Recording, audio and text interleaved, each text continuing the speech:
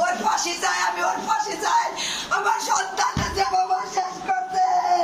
মেয়েকে হারিয়ে পাগল প্রায় মা নার্গিস বেগম।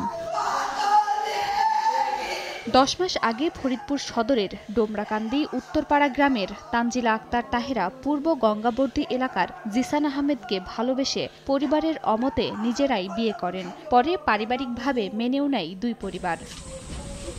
কিছুদিন আগে বদরপুর এলাকায় ভাড়া বাসায় থাকতে শুরু করেন তারা। মাঝে মধ্যে ঝগড়া হলে তা মিটেও যেত। হঠাৎ বুধবার রাতে তাহেরার পরিবারকে মোবাইল ফোনে জিসান জানায় তার স্ত্রী ফ্যানের সঙ্গে ঝুলে আত্মহত্যা করেছে। পরিবারের দাবি, কিছুদিন আগে তাহেরার কাছে মোটরসাইকেল দাবি করেন জিসান। মোটরসাইকেল না দেয়াতেই তাকে হত্যা করা হয়েছে।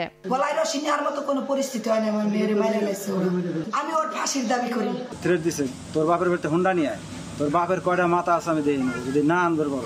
ওই ছেলের কিছু বন্ধু বান্ধব আছে বুঝছেন, ওরা একটা সার্কেলে চলে, নেশা করে। নগদের কাছে সব গ্রাহকই প্রিয়, তাই তো সারা দেশে ক্যাশ আউট চার্জ সবচেয়ে কম। ওর হাতের এই জায়গাটা আঘাত আছে, পায়ের সে বাড়ি দিছিল, মুখের এই জায়গা কি দিয়ে যেন মনে হয় দিছিল, গালের ভিতরে রক্ত জমে রয়েছে। খবর পেয়ে পুলিশ মরদেহ উদ্ধার করে ময়নাতদন্ত শেষে পরিবারের কাছে হস্তান্তর করে। জিজ্ঞাসাবাদের জন্য আটক করা হয়েছে জিসানকে। তবে এ বিষয়ে ক্যামেরার সামনে কথা বলতে রাজি হয়নি পুলিশ। তানজিলা আক্তার তাহেরা সরকারি রাজেন্দ্র কলেজের ডিগ্রি প্রথম বর্ষের শিক্ষার্থী ছিলেন।